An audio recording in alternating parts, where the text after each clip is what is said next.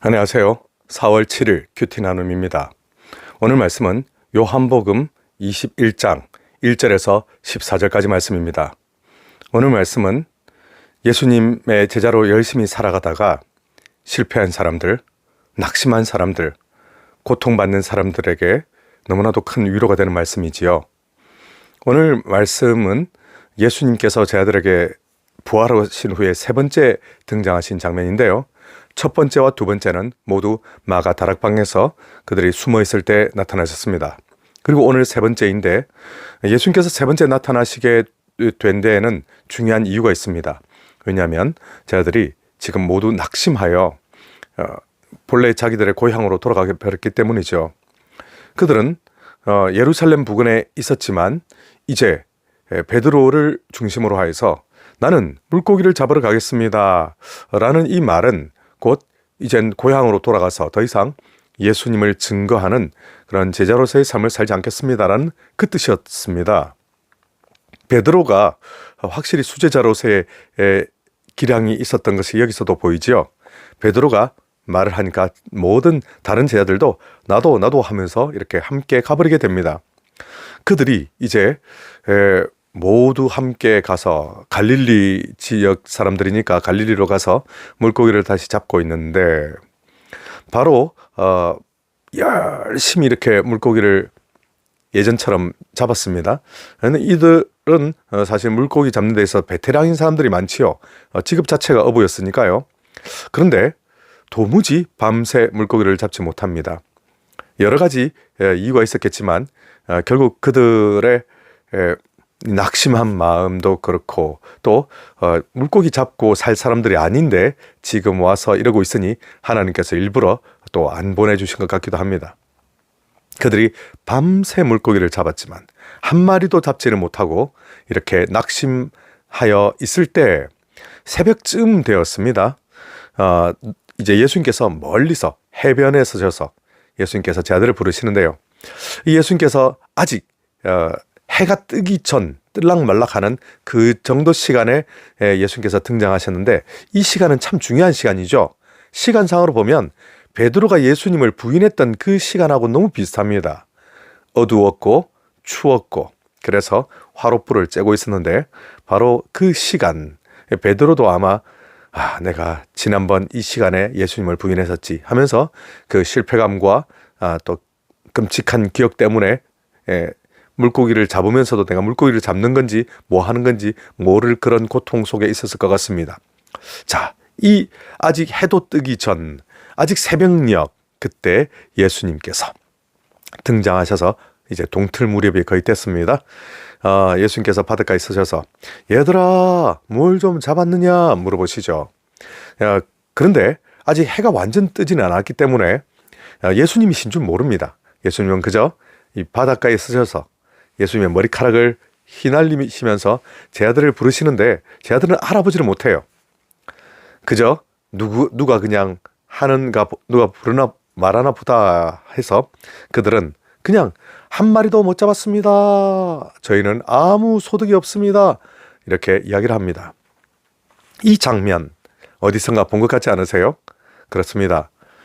베드로를 비롯한 많은 제자들 베드로와 안드레가 밤새 물고기를 잡았지만 물고기를 한 마리도 잡지 못하여 새벽에 그물을 씻고 있을 때 예수님께서 밤새 물고기를 좀 잡았니? 물어보셨는데 그때도 한 마리도 못 잡았습니다. 이야기를 했었죠.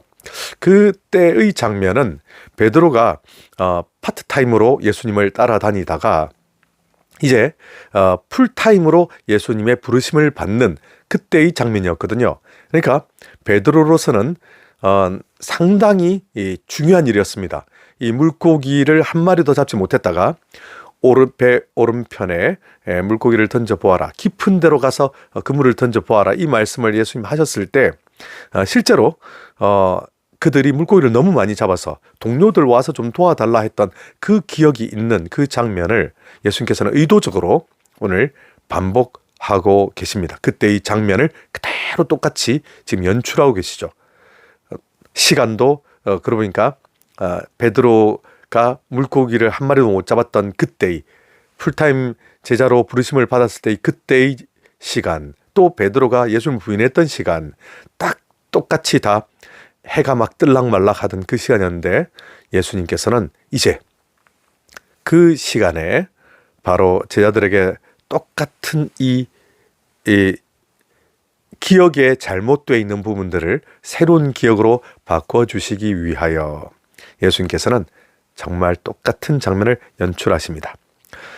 예수님께서는 그때는 깊은 곳에 던져라 하셨지만 이번에는 배 오른편에 던져라 하셨고 제자들은 어차피 한 마리도 못 잡았으니 믿져야 본전이라는 마음으로 실제 배 오른편에 그물을 던지게 됩니다. 너무 많이 잡았죠. 그래서 도무지 끌어올리기도 힘들고 배에 싣기도 힘들 정도로 많은 물고기가 잡혔습니다. 상상할 수 없는 큰 수확이었죠. 그런데 아니 그때도 베드로의 마음으로 봤을 때 그때도 예수님께서 깊은 데로 가서 그물을 던져보라고 말씀하셨고 그 말씀에 순종했더니 많은 물고기가 잡혔어. 그때 우리는 깜짝 놀라서 그분이 하나님이신 줄 알고 하나님의 아들이신 줄 알고 우리가 가서 경배했었지. 그러고 보니 저분은 해서 고개를 딱 들어봤더니 예수님이신 거예요. 예수님이신 거예요. 그래서 베드로는 그래서 우리가 흔히 하는 상상과는 좀 다르게 옷을 벗고 있다가 지금 보니까 옷을 입습니다. 몸에 겉옷을 두르고 원래 노동을 할 때는 겉옷을 벗고 속옷 차림으로만 일을 하는데 겉옷을 입고 그 자리에서 바로 물에 풍덩 뛰어듭니다. 수영할 때 모두 옷을 벗지만 옷을 입고 벗은 몸으로 있다가 옷을 입고 수영한 사람은 바로 베드로죠. 베드로는 옷을 입고서 열심히 의관을 정제하고 우리 주님을 뵈러 갑니다. 뵈러 갔지만 이제 뭐 아무 말씀을 드릴 수가 없죠. 죄송합니다라든지 또 송구합니다라든지 면목 없습니다라든지 이런 말이라도 하면 좋겠지만 베드로는 그 말 할 힘도 없습니다. 도무지 너무 죄송해서 너무 본인에게 실망해서 정말 끔찍한 이 마음을 안고 아무것도 하지를 못했죠. 그런데 육지에 딱 와보니 예수님께서 세상에 벌써 물고기도 다 구워 놓으시고 떡도 구워 놓으시고 이렇게 된 거예요. 예수님께서 너무 식사 준비를 완벽하게 해놓으신 것입니다. 그러면서 예수님께서는 또 한 말씀 하시죠. 너희들이 잡은 물고기도 좀 가져와 봐. 그 예수님께서 사실 그들의 물고기 잡은 것을 또 칭찬해 주시려고 그러신 것 같아요.